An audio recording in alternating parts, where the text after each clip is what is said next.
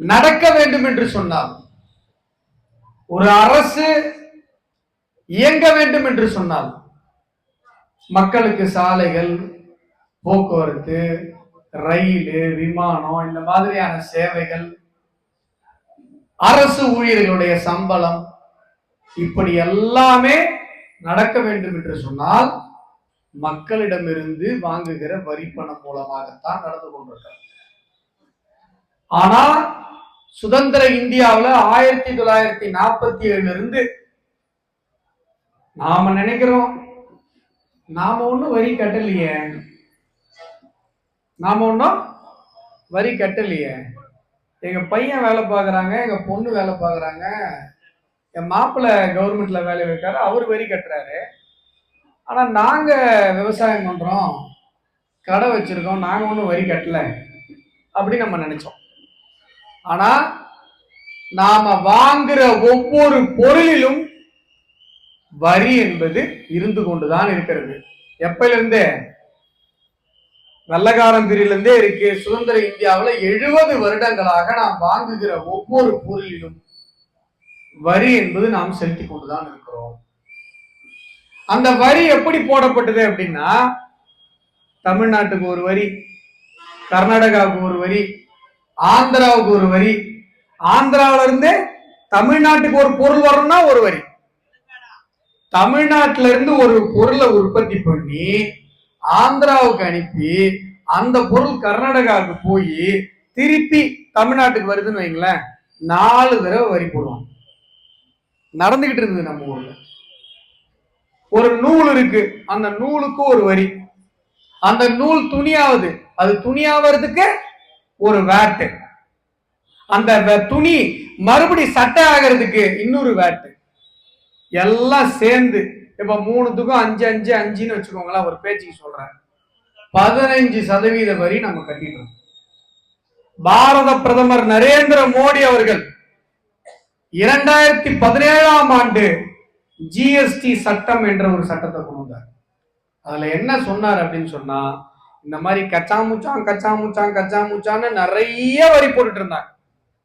எல்லா வரியையும் ஒரே ஒரு ஜிஎஸ்டி அப்படிங்கிற பேர்ல ஒரே வரியாக இணைத்து கொண்டு வந்தார். ஒரு 0.1% கூட, ஒரு நயா பைசா கூட 2017 ஜிஎஸ்டி சட்டத்தின் மூலமாக புதிதாக எந்த பொருள் மீதும் வரி போடப்படவில்லை. ஆனா திமுக காரண்ட போய் கேளுங்க, என்னமோ ஜிஎஸ்டின்னு ஒண்ணு கொண்டு வந்ததுக்கு அப்புறம் தான் வரின்னு ஒண்ணு வந்த மாதிரியே பேசுவோம். இந்த நாட்டுல வரியே இல்லாத மாதிரி இருந்த மாதிரியும், ஜிஎஸ்டி என்கிற சட்டம் மூலமாகத்தான் நம்முடைய நாட்டுல ஒரு வரி அப்படிங்கிற ஒரு விஷயம் வந்த மாதிரி பேசுவாங்க. இதுதான் மக்களை ஏமாற்றுகிற நயவஞ்சகமான நாடக வேலை. 8 வருடங்களாக இருக்கிற வரி இப்பொழுது நரேந்திர மோடி அவர்கள் குறைத்திருக்கிறார் என்பது எல்லாம் உண்மை. 70 வருஷமா இருந்த வரியை இன்றைக்கு நரேந்திர மோடி குறைத்திருக்கிறார், அதுதான் உண்மை. பல வரிகள் கச்சாமுச்சான் இருந்தது. நம்ம தமிழ்நாட்டில இருந்து நீங்க பக்கத்துல ஒரு ஆந்திராவுக்கு ஒரு பொருளை விற்கணும்னா அந்த லாரி சும்மா போக முடியாது, லாரி கிலோமீட்டர் கணக்குல நிற்கும். இல்ல ஆந்திராவில இருந்து இங்க ஒரு பொருளை விற்க வரான்னா கிலோமீட்டர் கணக்குல நிற்கும். எதுக்கு? வரி. ஒரு ஸ்டேட்ல இருந்து இன்னொரு ஸ்டேட்டுக்கு போனா வரி.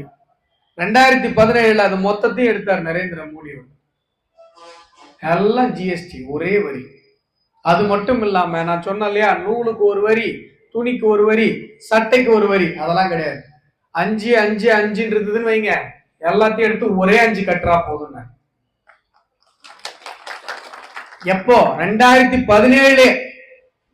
அப்ப 2017 நிறைய பொருட்களுக்கு நிறைய வேட்டு, உற்பத்தி வரி, அந்த வரி, இந்த வரி, எஸ்எஸ், ஏகப்பட்ட வரி போட்டாங்க. ஒவ்வொரு மாநிலத்திலயும் ஒரு வரி. அப்ப எல்லாத்தையும் சுருக்கி 4 ஸ்லாப் போட்டார். 4 ஸ்லாப் கூட கொடுத்தார். 0%, 5%, 12%, 18%. இன்னைக்கு என்ன பண்ணிட்டாரு தெரியுங்களா? எல்லா பொருட்களும் நாம தினசரி வாழ்க்கையில பயன்படுத்துகிற பெரும்பான்மையான பொருட்கள்ல வெறும் 5% வரிக்குள்ள கொண்டு வந்துட்டாரு. மிக பெரும்பான்மையான பொருட்களை வரியே இல்ல, சந்தோஷமா இருங்க அப்படின்ட்டு. 5% என்னப்பா நீங்க எல்லாம் பேசுறீங்க? அந்த அம்மா கேக்குறாங்க 5%, 10%. வந்தவங்க எல்லாம் இதே பேசுனா என்ன அர்த்தம்? 100 ரூபா ஒரு பொருள் வாங்குறோம்க்கா, 100 ரூபா ஒரு பொருள் வாங்குறோம், 5 ரூபாய் டாக்ஸ், அதான் 5%. எவ்வளோ? 5 ரூபா தரலாம்ல. அதுவும் பெரும்பான்மையான பொருட்களுக்கு வரியே இல்லை. இதுதான் இன்றைக்கு பாரத பிரதமர் நரேந்திர மோடி அவர்களும் நம்முடைய தமிழ் மண்ணிலிருந்து சென்றிருக்கிற நம்முடைய நிதியமைச்சர் நிர்மலா சீதாராமன் அவர்களும் நமக்கு கொடுத்திருக்கிற தீபாவளி பரிசு. இதை கொடுத்த உடனே திமுக காரங்க என்ன சொல்லியிருப்பாங்க முதல்ல நீங்க நினைக்கிறீங்க? நீங்கெல்லாம் ஓட்டு போட்டு உட்கார வச்சிருக்கிற திமுக முதலமைச்சர் ஸ்டாலின், அவருக்கு கீழே இருக்கிற அமைச்சர்கள் என்ன சொல்லியிருப்பாங்க? என்ன சொல்லணும்? ஐயா வரியெல்லாம் குறைச்சிட்டீங்க, மக்களுக்கு ரொம்ப நல்லதுங்க, ரொம்ப சந்தோஷங்க, தமிழ்நாட்டு மக்கள் எல்லாரும் சந்தோஷமா இருக்காங்க. நம்முடைய மாவட்ட தலைவர் பேசும்போது சொன்ன மாதிரி நீங்க 10 லட்சம் ரூபாய் கார் வாங்கினீங்கன்னா 1 லட்சம் ரூபாய் இப்ப கம்மி, 1 லட்சம் ரூபாய் பைக் வாங்கினீங்கன்னா 10,000 ரூபாய் கம்மி. நாங்க எங்கங்க பைக்கும் காரும் வாங்குறது அப்படின்னு கேட்டீங்கன்னா, நீங்க என்னென்ன பொருள்லாம் பயன்படுத்துறீங்க? காலைல எஞ்சி பல் விளக்குறீங்களா? அந்த அக்கா விளக்குறாங்க, கை தூக்கிட்டாங்க. பிரஷ், பேஸ்ட், பல்பொடி, சோப்பு, மசாலா பாக்கெட்டு, மல்லிகை ஜாமான், ஒன்னும் இல்ல. செப்டம்பர் 22ஆம் தேதிக்கு முன்னாடி நீங்க மல்லிகை ஜாமான் 3000 ரூபாய்க்கு வாங்கினீங்க அப்படின்னு சொன்னா, செப்டம்பர் 22க்கு அப்புறம் 2500 ரூபாய், 500 ரூபாய் குறையும். அப்போ ஸ்டாலின் என்ன பண்ணிருக்கணுங்க? ஐயோ ரொம்ப நல்ல விஷயங்க, மக்களுக்கு மிச்சம் பண்ணி கொடுக்குறாரு நரேந்திர மோடி, ரொம்ப நன்றி பாராட்டுறேன்னு சொல்லியிருக்கணும். ஆனா திமுக என்ன பண்ணிச்சு? 4.5 வருஷமா என்ன பண்ணிச்சோ அதைத்தான் இப்பயும் பண்ணிச்சு. 4.5 வருஷமா என்ன பண்ணுது? என்ன ஒண்ணும் பண்ணலன்றீங்க? 4.5 வருஷமா திமுக பஞ்சப்பாட்டு பாடிக்கொண்டிருக்கிறது. காசு கொடு, காசு கொடு, காசு கொடு, காசு கொடு.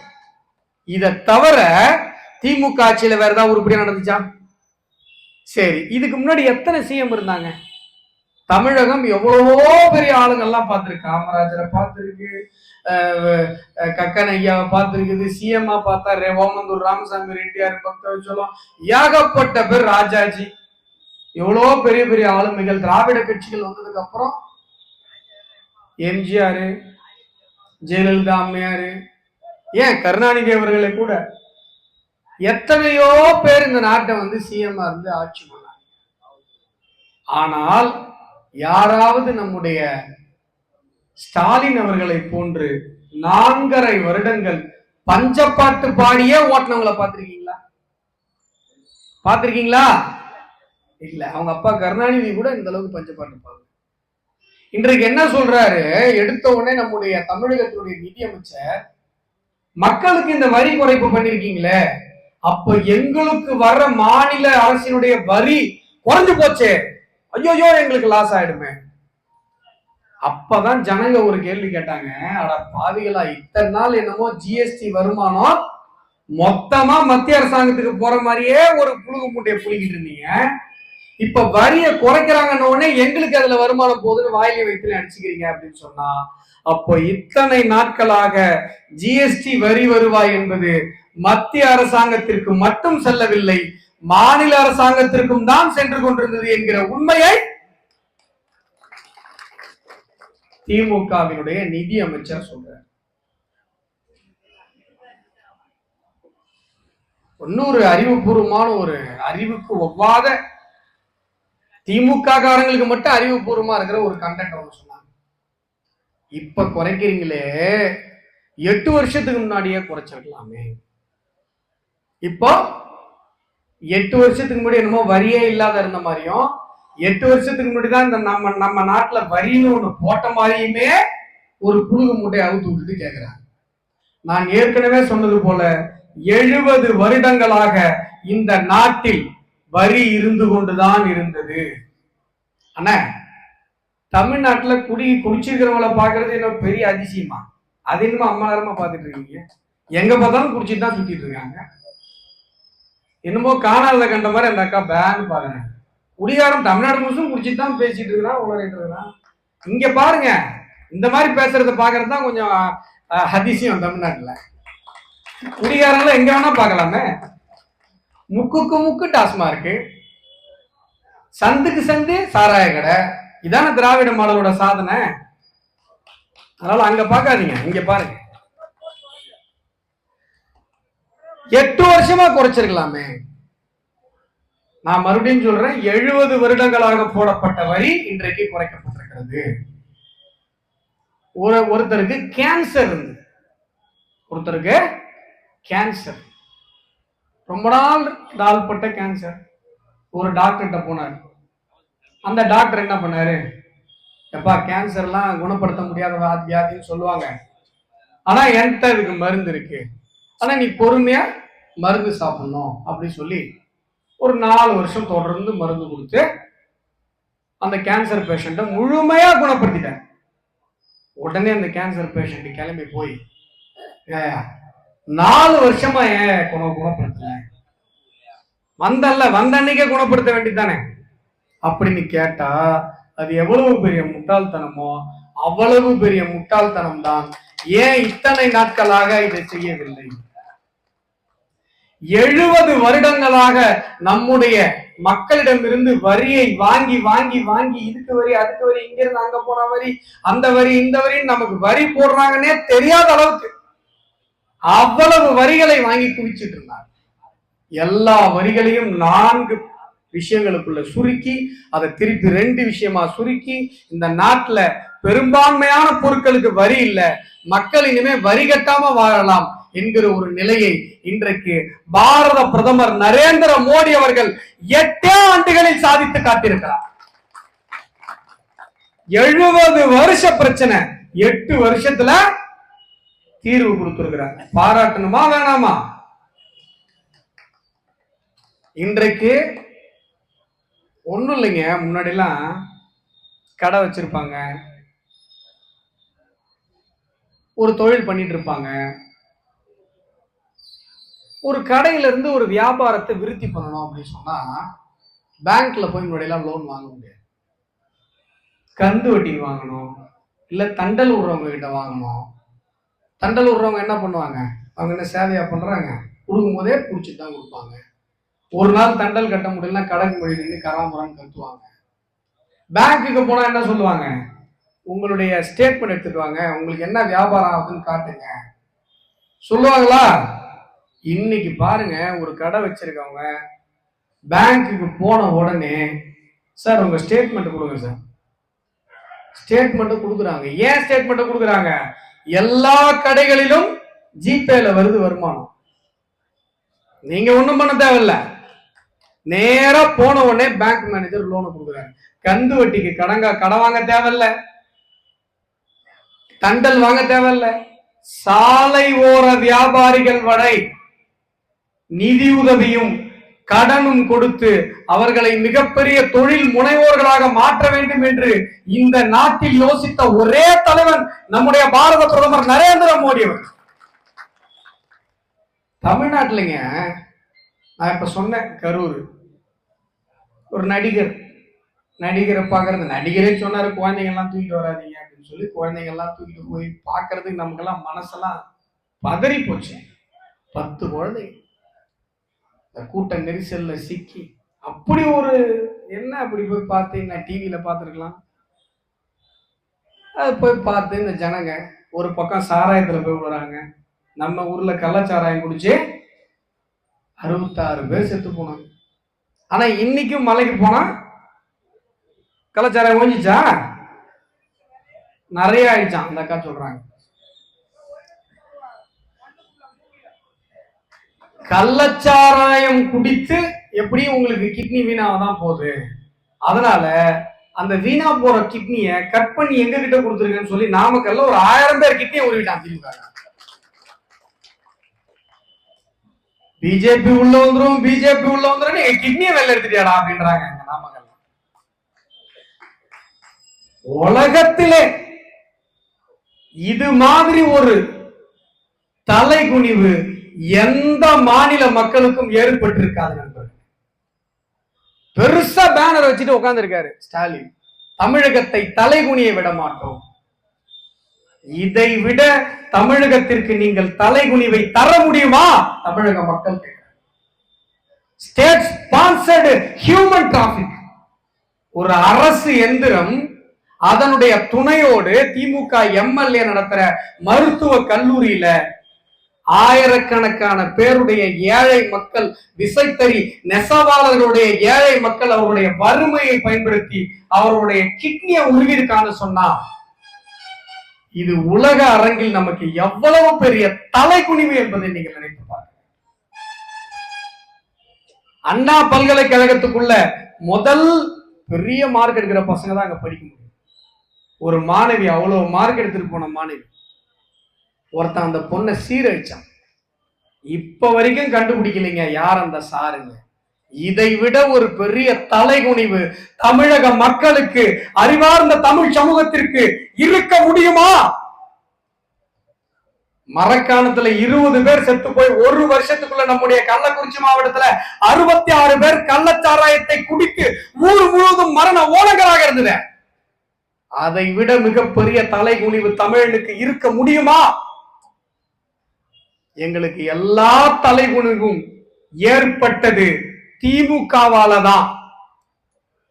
எங்களுக்கு தமிழர்களுக்கு தலைகுனிவு வேண்டாம் என்று நாங்கள் நினைக்கின்றோம். திமுகவை இந்த தமிழக மண்ணிலிருந்து தூக்கி எறிய வேண்டும் என்று நாங்கள் முடிவெடுத்திருக்கோம். திருவண்ணாமலையில ஏந்தல் பக்கத்துல தக்காளி லாரி ஒண்ணு ஆந்திரால இருந்து வருதுங்க. தக்காளி இறக்கிட்டு ரிட்டர்ன் போகுது. அங்க 2 பெண்கள் அந்த டிரைவர்ஸா அந்த ஃபேமிலி இருக்காங்க.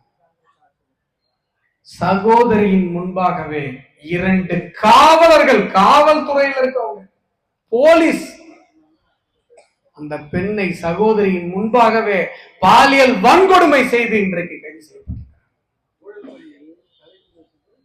இதை விட ஒரு பெரிய தலைகுனிவு நம்முடைய தமிழக மண்ணிற்கு ஏற்பட்டுவிட முடியுமா? எத்தனை தலைகுனிவுகள், எத்தனை தலைகுனிவுகள் இந்த தமிழக மண்ணில் இன்றைக்கு.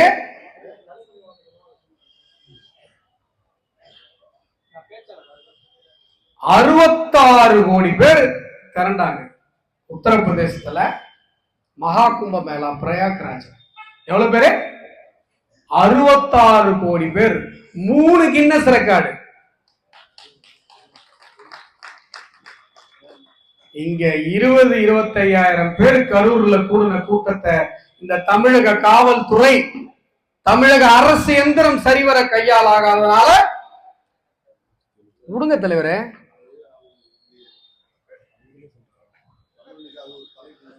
சொல்றேங்க இருங்க. இப்ப நான் என்ன சொன்னேன் சொல்லுங்க பாப்போம். பாத்தீங்களா, நீங்க மறந்துட்டீங்க. பாயிண்ட் எடுத்து கொடுக்குறேன்னு எனக்கு டைவர்ட் பண்ணிட்டு அப்புறம் ஏன் பாயிண்ட மறக்க. 3 கின்னஸ் ரெக்கார்டான 20,000 பேரை மேனேஜ் பண்ண முடியாம இன்றைக்கு 40 உயிர்கள் இந்த தமிழக மண்ணில் பறி போயிருக்காரு. இன்னொரு விஷயங்க, நீங்க 2 வாரத்துக்கு முன்னாடி ஒரு வீடியோ வந்தது, எத்தனை பேர் பாத்தீங்கன்னு தெரியல. பாரத பிரதமர் நரேந்திர மோடி அவர்கள் ஒரு கூட்டத்துல பேசிட்டு இருக்காரு. ஒரு 10 வயசு பையங்க, 10-11 வயசு பையங்க, பாரத பிரதமர் நரேந்திர மோடி அவருடைய புகைப்படத்தை அவன் கையால வரைஞ்சிருக்கான். பென்சில்ல வரைஞ்சி ஒரு சார்ட் பேப்பர்ல வரைஞ்சு இப்படி காட்டுறாங்க. லட்சக்கணக்கான பேர் கூடியிருக்கிற கூட்டம், கிலோமீட்டர் கணக்குல மக்கள் உட்கார்ந்துருக்காங்க. கூட்டம்னா அப்படி ஒரு கூட்டம்.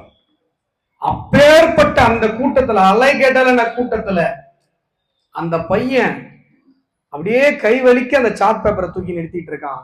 தம்பி நீ இருப்பா, காவலர்களை போய் அந்த பேப்பரை வாங்கிட்டு வாங்க அப்படின்னு சொல்லி அனுப்பி அந்த பெரிய மனிதர் பேர் என்ன தெரியுமா? நரேந்திர மோடி. அந்த பையன் எதிர்பார்க்கல, இத்தனை லட்சம் பேர் நிக்கிற ஒரு கூட்டத்துல ஒரு நப்பாசையில இந்த படத்தை நம்ம காட்டிட்டு இருந்தோம். ஆனா காவலர்கள்ட்ட போய் அந்த படத்தை வாங்கிட்டு வான்னு சொன்னது மட்டும் இல்லாம இந்த படத்தை பிரேம் போட்டு என்னுடைய அறையில் மாட்டி வைக்கிறேன் என்று சொன்ன அந்த நொடி அந்த சிறுவனுடைய கண்ணுல இருந்து தார தாரையா கண்ணீர் வெடித்து சந்தோஷத்துல அழுறான் அந்த பையன். இப்பேற்பட்ட தலைவனை தலைவனாக கொண்டிருக்கிற கூட்டம் எங்களுடைய காவி கூட்டம், பாரதிய ஜனதா கட்சியினுடைய படை வீரர் கூட்டம். இங்க என்ன இருக்குதுங்க பாரு, செத்து உழறாங்க, செத்து உழறான் தெருல கண்ணுக்கு செத்து உழறான், கண்ணு முன்னாடி செத்து உழறான். வெறும் 10,000 15,000 பேர் கூடியிருக்கிற கூட்டம். அந்த உயரமான மேடை நின்று அந்த நடிகருக்கு தெரியலையா, கண்ணு தெரியல. இப்ப தெரியுதா பிஜேபி காரங்க ஏன் இவ்வளவு தன்னம்பிக்கையோடு துணிவோடு நேர்மை திமிரோடு இருக்காங்கன்னு இப்ப புரியுதா? ஏன்னா எங்களுடைய தலைவன் அப்படிப்பட்ட தலைவன். நேத்து முந்தா நாள் கட்சி ஆரம்பிச்சு இந்த நடிகர் அந்த நடிகர் பவுடர் அப்படி ஓடுற கூட்டம் இல்ல எங்களுடைய கூட்டம். 500 ரூபா 1000 ரூபாய் கொடுக்குறான்னு ஓட்டு போடுற கூட்டம் அல்ல எங்களுடைய கூட்டம். சாராயம் கொடுக்குறான்னு ஓடி போற கூட்டம் அல்ல எங்களுடைய கூட்டம். கொள்கைக்காக நிற்கிற ஒரே கூட்டம் தமிழகத்துல பாரதிய ஜனதா கட்சியினுடைய கூட்டம் மட்டும்தான். ஏன் ஏன் இந்த நாட்டில் இருக்கிற எல்லா கட்சிகளும் ஃபாரின் ஐடியாலஜி, அந்நிய நாட்டு சித்தாந்தவாதிகள். கம்யூனிஸ்ட் ஃபாரின், திராவிடம் ஃபாரின், எல்லாம் ஃபாரின், தமிழ் தேசியம் ஃபாரின். என்கிட்ட ஒருத்தர் கேட்டார், சார் தமிழ் தேசியத்தை எப்படி நீங்க ஃபாரின் ஐடியாலஜின்னு சொல்றீங்க? சார் தமிழ் தேசியம் இந்த மண்ணில் பேசப்பட்ட போது திராவிடம் என்கிற திருட்டு கொள்கைக்கு எதிராகத்தான் தமிழ் தேசியம் இந்த மண்ணில் பேசப்பட்டதே ஒழிய தமிழ்நாடு தனியாக போனோம் இந்திய தேசியத்துக்கு எதிராக தமிழ் தேசியத்தை முன்னாடி யாரும் பேசல. நாம் தமிழர் கட்சியை ஆரம்பித்த சிவந்தி ஆதித்தனாருடைய தத்துவம் என்னன்னு போய் பாருங்க. திராவிடத்திற்கு எதிராகத்தான் தமிழ் என்கிற தேசியம் இங்க முன்னிறுத்தப்பட்டதே ஒழிய இந்திய தேசியத்திற்கு எதிராக இங்கே முன்னிறுத்தப்படவில்லை. இலங்கையில மேதகு பிரபாகரன் அவருடைய மறைவுக்கு பிறகாக இங்கு இட்டு கட்டப்பட்டு, அதனாலதான் நான் ஃபாரின் சொல்றேன், இலங்கை ஃபாரின் தானே. ஆனா அங்க பேசின தத்துவம் வேற, அது இங்க தேவையில்லை. தமிழ்நாட்டிற்கு தேவை தமிழ் தேசியம் அல்ல, தமிழும் தேசியமும். அதை பாஜக பேசுகிறது. இந்த நாட்டில் இருக்கிற எல்லா அந்நிய நாட்டு சித்தாந்தவாதிகள் இந்த தேசத்தினுடைய சொந்த கொள்கை, இந்த மண்ணினுடைய சொந்த அரசியல் தத்துவம், இந்த தேசத்தினுடைய அறிவியல் பண்பாடு, இதை பேசுகிற ஒற்றை கூட்டம் இந்த காவி கூட்டம், இந்த பாரதிய ஜனதா கட்சியினுடைய இந்த ஒற்றை கூட்டம் மட்டும்தான் தமிழகத்துல இந்த மண்ணினுடைய சொந்த சித்தாந்தத்தை சுமந்து கொண்டிருக்கிறது என்பதை போகிற இடமெல்லாம் நீங்கள் நெஞ்சை நிமிர்த்தி சொல்லுங்கள்.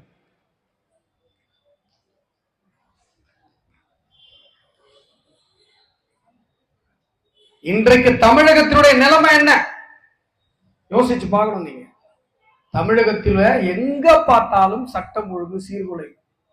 போலீஸ் ஸ்டேஷனுக்கு போக முடியுதா? சாதாரணமான மக்கள் எங்க கம்ப்ளைண்ட் கொடுக்க போறவங்க எல்லாம் தூக்கி போட்டு மிதிக்கிறாங்க. தமிழக வரலாற்றில் 4 ஆண்டுகளில் 25 பேர் காவல் நிலையத்துல கொல்லப்பட்டது. இந்த வரலாற்று அவமானம் நமக்கு ஏற்பட்டது, இந்த தலைகுனிவு ஏற்பட்டது இந்த ஆட்சி காலம். நான் பேசும்போது பின்னாடி சொல்றாரு, சார் இந்த 4 வருஷம் நமக்கு ஏற்பட்ட தலைகுனிவை மட்டும் சொல்றீங்களே சார், தமிழனுக்கு ஏற்பட்ட எல்லா தலைகுனிவுகளுமே திமுகவால தான் சார் ஏற்பட்டுச்சு. அதை சொல்லுங்க சார், சொல்லுங்க சார். நீங்க இருந்து ஒருத்தர் சொல்ற பிஜேபி காரன் கிடையாது, பிஜேபி காரன் கிடையாது, யாரோ ஒரு பொதுமக்கள் கேட்டுட்டேன், நான் காதுல வாங்கிட்டேன். நான் வாங்கிட்டேன்றது தெரியாம நம்மால் நமக்கு நோட் சொல்ற. தமிழ்நாட்டுக்கு ஏற்பட்ட அவமானம் எல்லாம் என்னன்னு சொல்றேன் பாருங்க. 1,76,000 கோடி இமாலய ஊழல் அமெரிக்காவினுடைய டைம்ஸ் பத்திரிகையில வந்துச்சு. தமிழ்நாட்டுக்காரனை பார்த்து உலகமே காரி துப்புச்சு. அந்த தலைகுனிவு யாரால ஏற்பட்டது? யாரால ஏற்பட்டது? திமுகவால. கச்சத்தீவு தாரை வார்க்கப்பட்டது. அந்த வரலாற்று தலைகுனிவு யாரால ஏற்பட்டது? ஈழத்தில் நம்முடைய தொப்புள் கொடி சொந்தங்கள், நம்முடைய ரத்த உறவுகள் 1,50,000 பேர் கொன்று குவிக்கப்பட்ட போது இந்த தமிழ் சமூகம் மௌனியாக வேடிக்கை பார்த்தது என்கிற வரலாற்று தலை குனிவு யாரால ஏற்பட்டது சொல்லுங்க? திமுக. தமிழனுக்கு ஏற்பட்ட அத்தனை தலைகுனிவுகளும் அத்தனை அவமானங்களும் வரலாற்று சோகங்களும் யாரால் ஏற்பட்டது? திமுக என்கிற ஒற்றை தீய சக்தியால ஏற்பட்டது. இன்றைக்கு அந்த தீய சக்தி என்ன பண்ணுது? நாடகம் போடுது. நாடகம். நான் ஏதோ அந்த இதுல பார்த்துட்டு இருந்தேன், டிவி ஆன் பண்ண, விஜய் டிவி ஷோ ஒன்று நடந்துட்டு, இந்த தொகுப்பாளிங்க அந்த அம்மா பேர் டிடி, அதெல்லாம் வந்து அப்படியே பேசிட்டு இருந்தது. சரி, விஜய் டிவியில வழக்கம் போல ஷோ போட்டாங்கன்னு பார்த்துருந்தா, பார்த்தா நம்ம சிஎம் உட்காந்துருக்காரு. பார்த்தா அது விஜய் டிவி ஷோ இல்லையா, நம்ம தமிழ்நாடு கவர்மெண்ட் ஒரு ஷோ நடத்துது, கல்வியில் சிறந்த தமிழ்நாடு. கல்வியில் சிறந்த தமிழ்நாடு. நீங்க மனசாட்சி தொட்டு சொல்லுங்க, எத்தனை பெற்றோர்கள் நான் மனநிறைவோடு என்னுடைய குழந்தை அரசு பள்ளிக்கு அனுப்புறேன்னு சொல்றீங்களா? சார், வேற வழி இல்லாம நான் அனுப்புறேன்னு சொல்றீங்க. அரசு பள்ளியில படிக்கிற மாணவர்களுடைய பெற்றோர்கள். தமிழகத்திலங்க ஆசிரியர்களுக்கு சம்பளம் கொடுக்க வக்கில்லை இந்த திராவிட மாடல் அரசாங்கம். தொகுப்பூதிய ஆசிரியர்கள், பகுதி நேர ஆசிரியர்கள், அவர்களுக்கு சம்பளம் ஒரு 1000 ரூபாய் 2000 ரூபாய் உயர்த்தி கொடுக்கறதுக்கு அவங்களுக்கு வக்கில்ல.